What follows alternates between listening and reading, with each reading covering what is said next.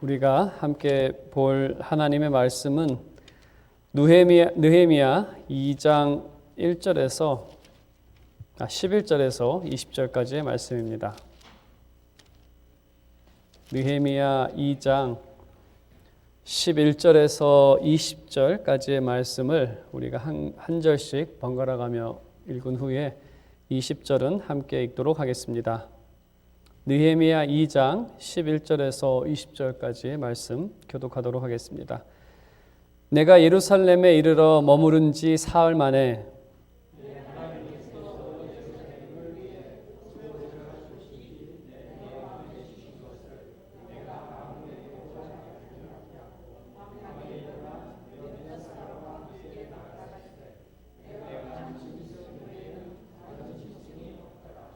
그 밤에 골짜기 문으로 나가서 용정으로 분문에 이르는 동안에 보니 예루살렘 성벽이 다 무너졌고 성문은 불탔더라.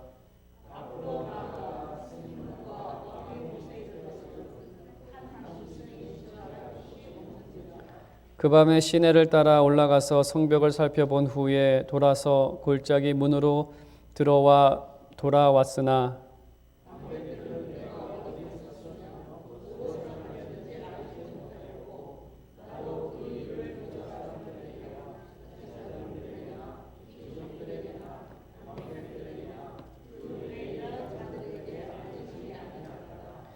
후에 그들에게 이르기를 우리가 당한 곤경은 너희도 보고 있는 바라. 예루살렘이 황폐하고 성문이 불탔으니 자 예루살렘 성을 건축하여 다시 수치를 당하지 말자 하고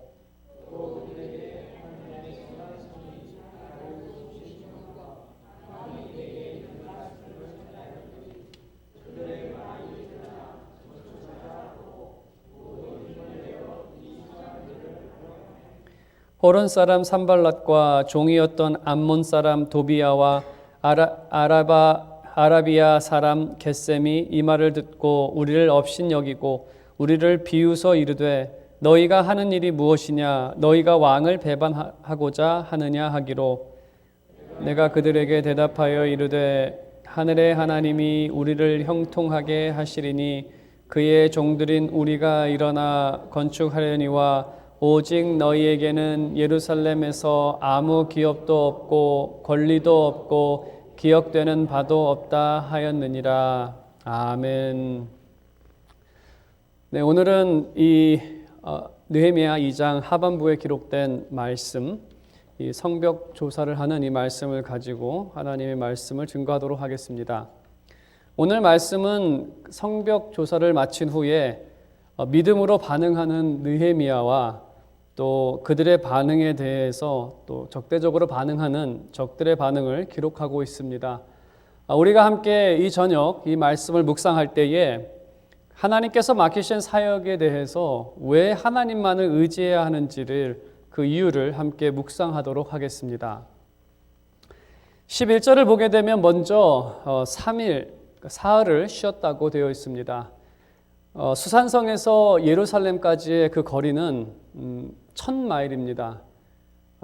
오늘날 1000마일을 가는 것도 그렇게 쉬운 길은 아닌데 그 당시 그 하루에 갈 수 있었던 행차의 속도가 한 하루에 10마일 정도를 갔다고 합니다. 그 1000마일을 가려면은 100일이 걸립니다. 로마 시대에 로마가 길을 잘 닦아서 그 당시 로마가 갈 수 있었던 하루의 길이가 15에서 20마일을 갈 수 있었다고 합니다. 로마 시대 때도 그 길은 한 50일을 가야 갈 수 있는. 그래서 100일간의 긴 여정을 했기 때문에 당연히 3일간의 쉼이 좀 필요하겠죠.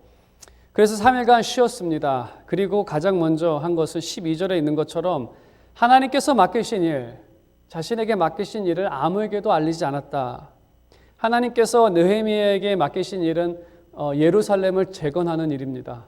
예루살렘을 다시 회복하는 일인데 그것을 아무에게도 알리지 않고 또 그 밤에 비밀리에 이 성벽을 조사하기 시작을 합니다. 적은 숫자의 그러한 부하들을 데리고 밤에 동물도 딱 자기가 탈 동물 하나만 데리고 조용히 그 성벽을 조사하는 거죠.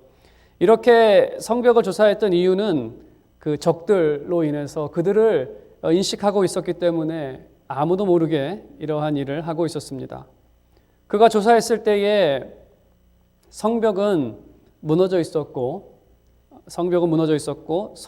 성문은 불에 타 있었고, 좀 지나가다 보니까 이제는 자기가 타고 간 그 아마 당나귀를 타고 갔다고 생각이 드는데, 그 당나귀가 지나갈 수 없을 정도로 그 잔해가 있어서 그 돌멩이들이 있어가지고 지나갈 수가 없었다라고 그렇게 기록을 하고 있습니다.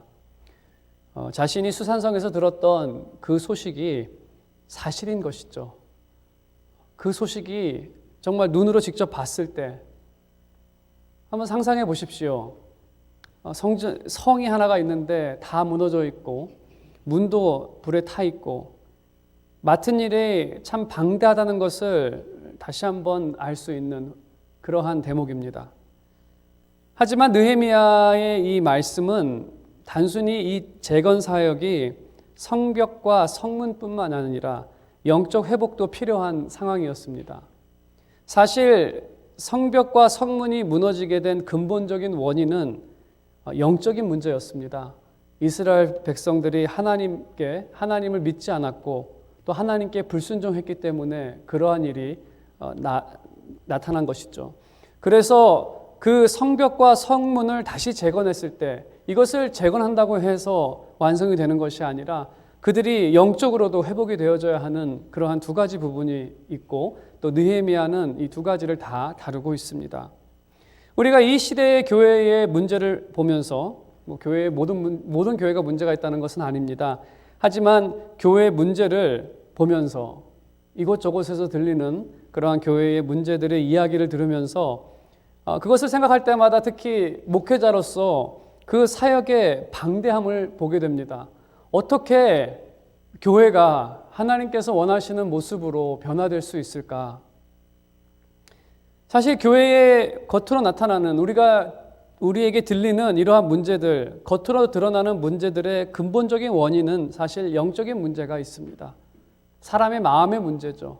그것이 여러 가지 모양으로 겉으로 나타납니다. 아무리 그러한 겉으로 나타나는 문제를 해결한다 하더라도 그 중심에 있는 그 마음이 바뀌지 않는다면 그것은 아무런 소용이 없는, 이거 마치 감기에 걸렸을 때 약을 먹으면 콧물이 멈추고 열을 낮추는 그 감기 증상들을 감출 수는 있지만 그 원인은 제거하지 못합니다.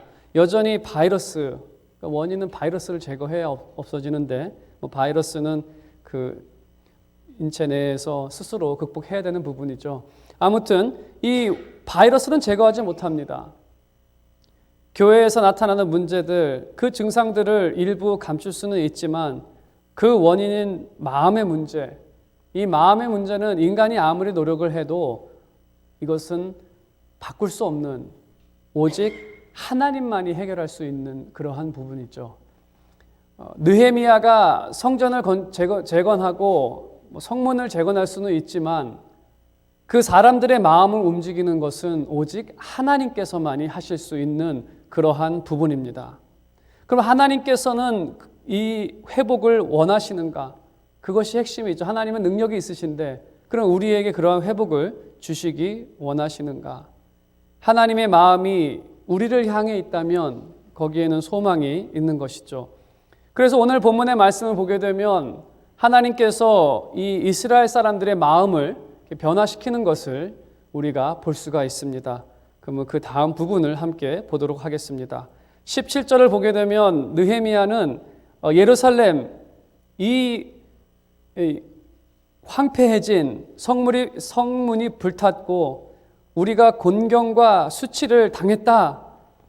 자, 예루살렘을 짓자 하는 그 이야기를 했을 때 그들이 당하는 곤경과 수치는 그들의 성이 무너져 있고 성문이 굳게 닫혀 있지 않은 상황에서는 그 외부에 있는 그러한 세력들이 예루살렘으로 쳐들어와서 그들을 약탈하고 희롱을 당하는 그러한 일이 있었습니다.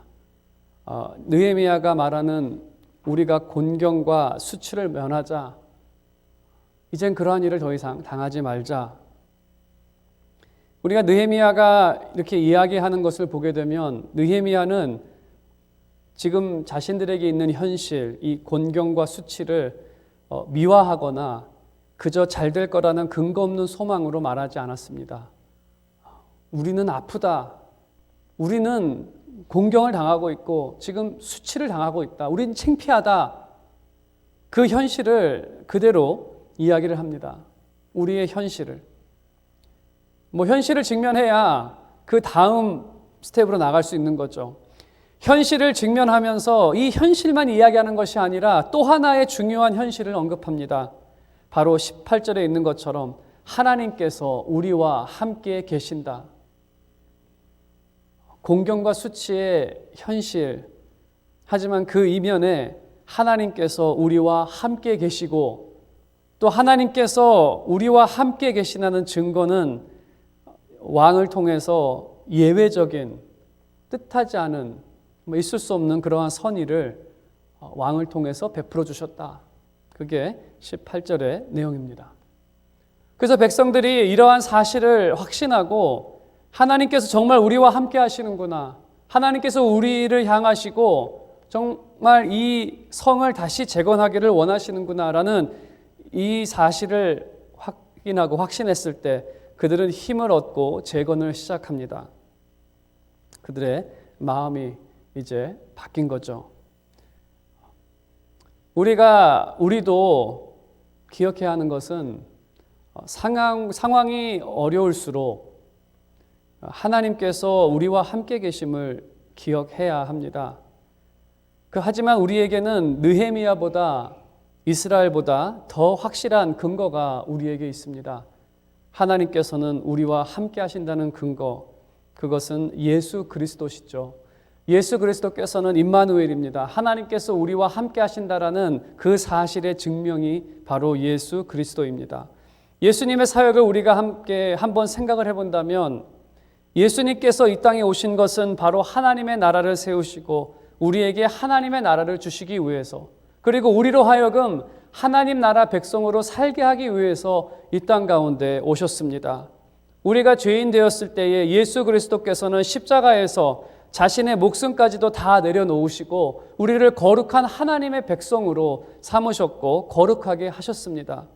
예수 그리스도의 부활은 예수님의 사역이 우리를 구원한 완전한 사역이었음을 선포하며 우리는 부활을 생각할 때마다 완전한 우리의 모습을 확신하게 됩니다. 예수 그리스도의 부활처럼 우리도 영광스러운 몸을 입고 나타날 거라는 것을 확신하는 것이죠. 그 다음에 승천 후에 예수님께서는 우리 가운데 성령을 보내주셨습니다. 성령을 보내주셨고 교회에 여러 은사를 허락해 주셨습니다. 성령을 통하여 영감을 받은 사도와 선지자들이 성경을 기록했고 또 교사와 목사와 전도자들이 그 말씀을 가지고 하나님의 말씀을 선포하기 시작했습니다. 예수님께서 성령을 보내시고 은사를 허락해 주셔서 하나님의 말씀이 선포가 되었고 그 하나님 선포된 하나님 말씀을 통해서 우리가 하나님의 나라를 얻게 되었고 지금까지 우리가 신앙생활을 하고 있는 것은 바로 하나님께서 우리와 함께 계시기 때문에 우리에게는 너무나 많은 증거들이 있습니다. 그래서 우리는 이 시대적 상황을 볼 때에 우리의 부족함을 볼 때 또 교회들의 부족함을 볼 때 우리가 곤경과 수치가 있다는 것 그것을 알고 있습니다. 때로는 우리도 하나님 앞에 완전하지 못할 때가 있고 하나님 나라 백성으로 온전한 그 모습으로 나타나지 못할 때도 있습니다.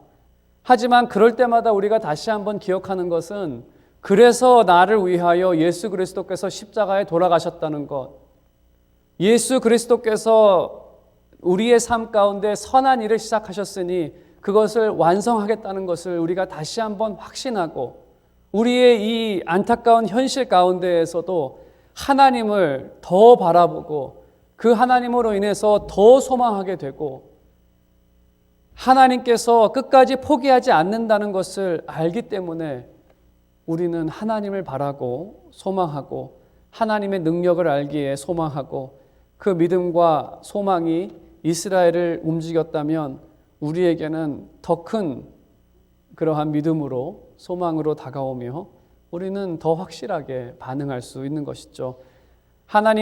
우리가 하나님께서 말씀하신 영광스러운 자녀로, 또 교회가 하나님께서 말씀하신 그 하나님 나라의 모습으로 어떻게 나타날 수 있습니까? 라고 우리가 때로는 의심도 하고 또 낙심할 때도 있지만, 또 개인의 모습을 보면서도 답답하고 교회의 모습을 보면서도 답답할 때도 있지만, 우리가 하나님을 묵상하고 그 하나님으로 인해서 우리의 소망이, 또 우리가 그 믿음 가운데에서 움직이게 되는 것입니다. 이스라엘 백성들, 그들에게도 아무것도 없었습니다. 성벽은 무너지고 성문도 다 불이 타고 없는 그 상황에서 오히려 그들은 하나님을 소망하고 하나님을 바라며 믿음으로 전진할 수 있었습니다. 이제 그들이 재건 사역을 시작했을 때 19절에 있는 것처럼 적들에게 재건 작업이 재개되었다는 소식을 접하게 됩니다. 적들이 이 소식을 꽤 빨리 들었다는 것은 많은 해석자들이 그렇게 해석을 하는데, 이스라엘 가운데 첩자들이 있었다는 것이죠. 그래서 첩자들이 그때마다 소식을 막 제각제각 전달했다고 그렇게 해석할 수 있습니다. 이제 적들의 반응입니다. 저들이 으쌰으쌰 하면서 이제 재건을 하려고 할 때 그들의 반응은 또 두 가지, 비웃고 업신여기는 그러한 반응으로 나옵니다. 두 가지 말을 합니다. 요약하면 쓸데없는 짓을 하고 있다. 쟤네들 지금 뭐 하고 있니? 두 번째는 너희들이 왕을 배반하려 하느냐. 첫 번째 쓸데없다는 말은 너희들이 열심히 한다고 뭐가 바뀌겠냐. 너희들이 모여서 교회 같은 상황에선 기도한다고 해서 뭐가 바뀌겠냐. 그렇게 교회에 처박혀서 그거 한들 뭐가 바뀌겠냐. 이러한 비슷한 얘기를 하는 겁니다. 저렇게 힘도 없는 니들이 그거 한다고 뭘 할 수 있느냐.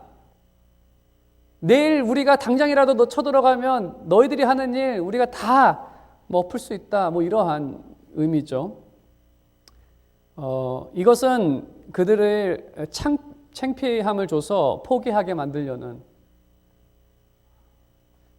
자신이 하고 있는 일이 너무나 조그맣게 보이고 이거를 통해서 정말 내가 뭐 하는 거지? 이거 한다고 해서 벽이 세워질까? 예루살렘의 영광이 다시 돌아올까? 의심하게 만들어서 포기하게 하려는 것이죠. 두 번째는 왕을 배반하려느냐. 왕을 배반한다는 것은 이게 왕의 허락 아래에서 재건하고 있지만, 또 적들도 알고 있지만 겁주기 위해서, 세상이 하는 게 두 가지죠. 창피를 준다든지 겁을 준다든지 두 가지를 보통 하는데, 그 바벨론이 예루살렘을 함락한 이유가 근본적인 1차적 이유는 하나님께 있지만 2차적 이유를 말씀을 드리면, 당시 이스라엘 왕이 왕을 배반했기 때문에 예루살렘이 함락했습니다. 그 적들이 하는 말의 의미가 이러한 의미죠. 느헤미야 말 듣고 너희들 또 그렇게 하다가 멸망하게 될지 모른다. 느헤미야 제가 너희들 리더가 되고 왕을 반역하려고 지금 너희들 선동해서 그 성을 쌓으려고 하는 거다. 그러한 의미로 이야기하고 있는 겁니다. 느헤미야 믿지 마라. 그들은 그리고 느헤미야를 모함하고자 많은 노력을 할 것입니다. 그들이 차지하고 있는 그 유대 땅은 원래 이스라엘 사람들 땅이었습니다. 이 이스라엘 사람들이 포로로 끌려갔을 때, 그게 빈 땅이 되었을 때 자신들이 차지한 땅이라서 될 수 있으면 이스라엘 사람들이 거기를 떠나주는 게 이 사람한테는 이득입니다. 그렇기 때문에 이들은 무슨 수를 써서라도 사람들한테 느헤미야가 나쁜 사람이다라고 얘기도 하고, 또 총독들을 통해서 저 느헤미야 나쁜 사람이라고 그 왕한테 전달도 하고, 아무튼 모든 방법을 다 동원해서 이스라엘을 몰아내려고 하는 그러한 일들을 벌릴 것입니다. 하지만 우리가 그들의 이 반응을 볼 때에 사실 적들이 이 상황에서 할 수 있는 일은 이 비웃고 업신여기는 것밖에는 없습니다. 그러니까 말밖에는 할 게 없다는 거죠. 그게 무슨 말이냐면 지금 이 상황에서는 왕의 허락을 받은 이스라엘이 지금 재건을 하고 있기 때문에 직접적으로 방해는 할 수 없습니다. 왕의 조서를 받고 시작한 일이기 때문에 그래서 열심히 말만 하는 거죠. 그런다고 뭐가 달라지겠느냐? 할 수 있는 게 그밖에 없습니다. 지금 이 상황에선.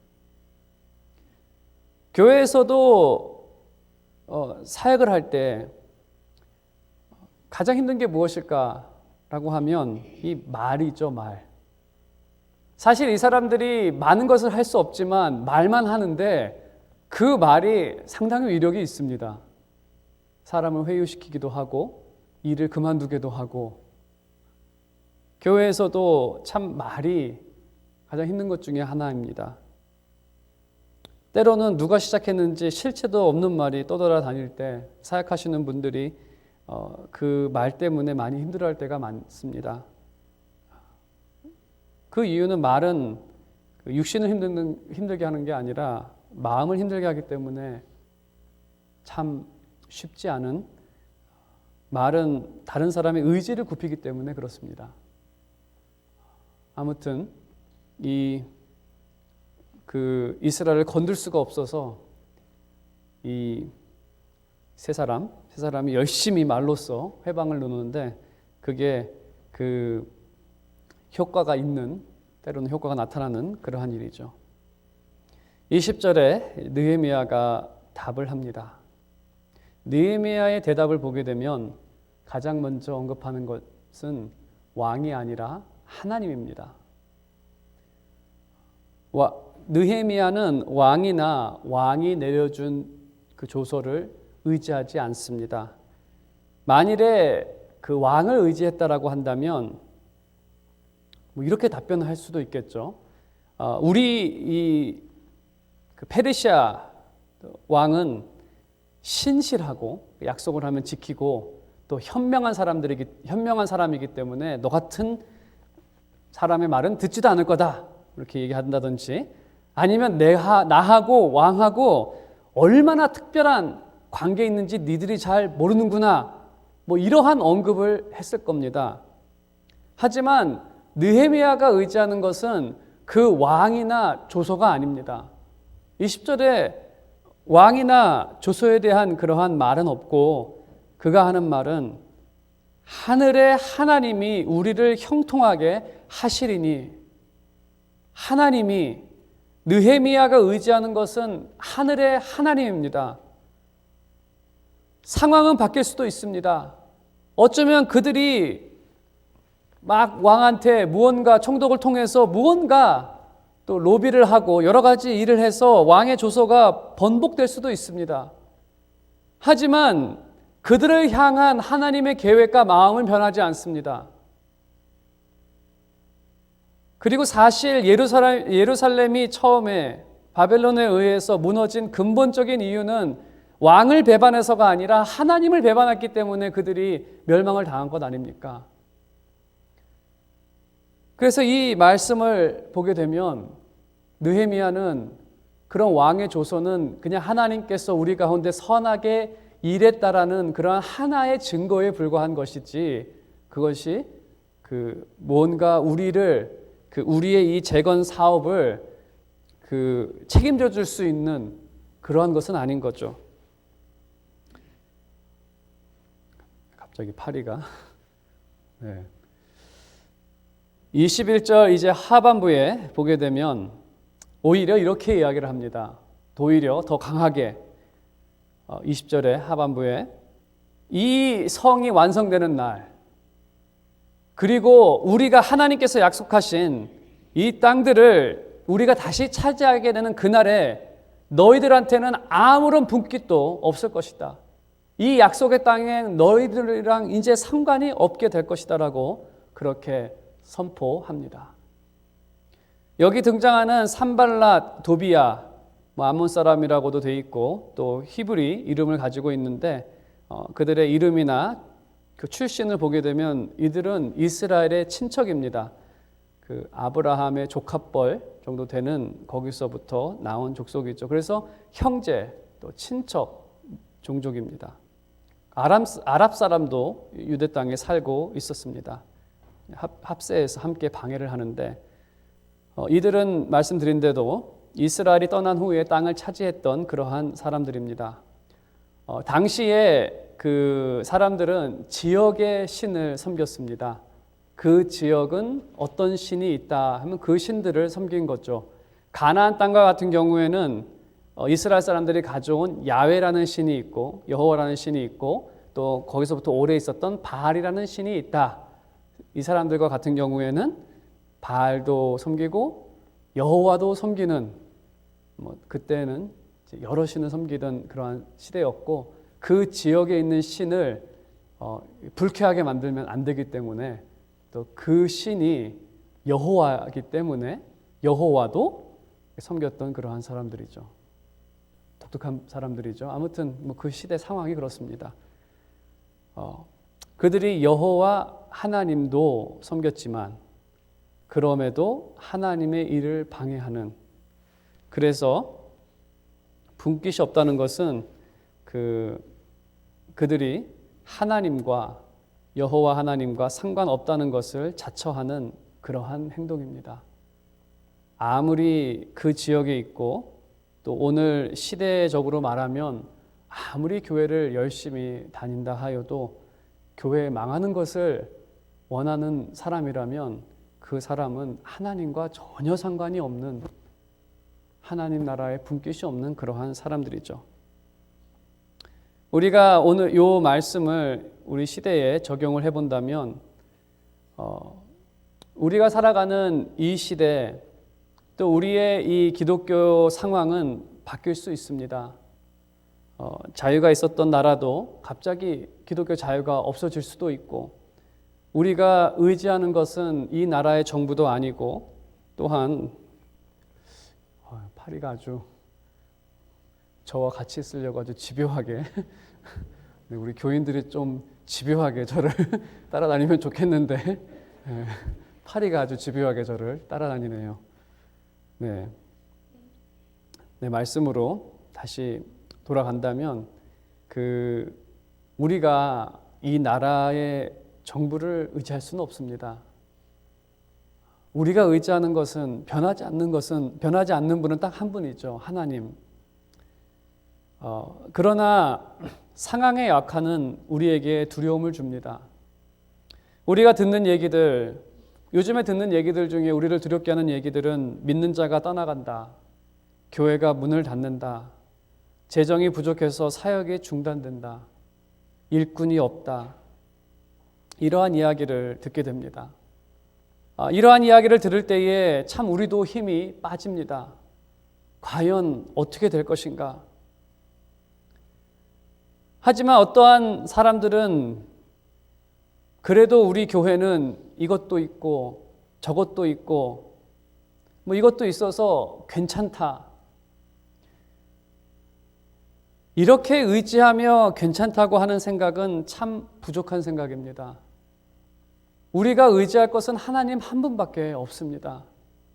그래도 나는 이게 있고 저게 있고, 그래도 나에게는 건강이 있고, 그래도 나에게는 노년에 이게 있고, 또 영적으로는 이런 교회가 있고, 우리 교회는 이것이 있고 저것이 있고, 나는 이러한 것이 있기 때문에 우리는 괜찮다 하는 생각은 참 이기적이고 나쁜 생각이죠.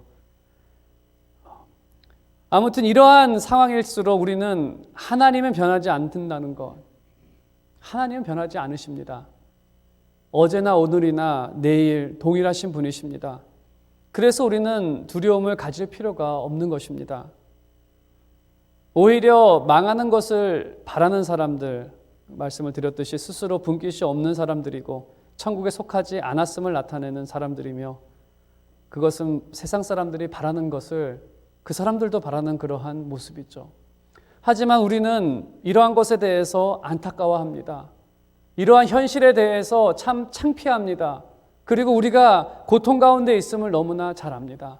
하지만 우리에게 또 다른 현실은 이 모든 것 위에 계시는 하나님, 우리가 눈물로 기도할 때 들으시는 하나님이 있다는 것을 우리는 기억합니다. 그래서 우리는 다시 소망할 수가 있고 또 우리는 다른 이러한 상황 가운데에서도 하나님께 기도하며 또 우리에게 맡겨진 그 작은 일들을 감당할 수 있는 것입니다. 오늘 말씀의 결론을 맺도록 하겠습니다. 슬픈 현실이 있다면 솔직하게 직면해야 합니다. 그렇지 않고서는 하나님께 진실된 간구를 할 수 없습니다. 이거 그냥 지나가겠지, 이거 그냥 잘 되겠지, 그런 사람들은 기도를 하지 않죠. 잘 되는데 왜 기도하겠습니까? 슬픈 현실은 솔직하게 직면해야 합니다. 주님, 도저히 할 수 없습니다. 나타나는 증세 조금은 해결할 수 있겠지만 진정으로 변화되어야 하는 그 사람들의 마음은 우리가 움직일 수 없습니다. 우리가 주님께서 원하시는 하나님의 나라 사역을 세워가는 일들을 함께 해야 하는데 그 사람들의 마음을 움직일 수 있는 분은 하나님 한 분밖에 없습니다. 이러한 진실된 간구는 당연히 더 중요한 현실, 하나님께서 우리와 함께 하시며 우리의 기도를 들으신다는 그 사실을 기억할 때 나타나는 그러한 모습입니다. 세상은 다양한 말로 믿음으로 반응하는 사람들의 의욕을 꺾습니다. 말로 괴롭히는 이유는 하나님의 주권 아래 하나님의 뜻을 바꿀 수 없기 때문에 그렇습니다. 그들은 하나님의 주권 아래 있기 때문에 하나님께서 뜻하신 일을 굽힐 수는 없는 그러한 사람들이죠. 그래서 그들은 계속해서 우리를 향해서 소리를 냅니다. 그렇다고 해서 뭐가 바뀌겠느냐? 니들이 무엇을 할 수 있겠느냐? 하지만 여기 계신 모든 분들께서는 세상의 소리가 아니라 하나님의 약속의 말씀을 듣고 그 약속을 확신하며 묵상하며 더욱 소망하며 믿음 가운데 간구하며 힘차게 주의 일을 감당하는 그러한 여러분 모두가 되시기를 주님의 이름으로 축원드립니다.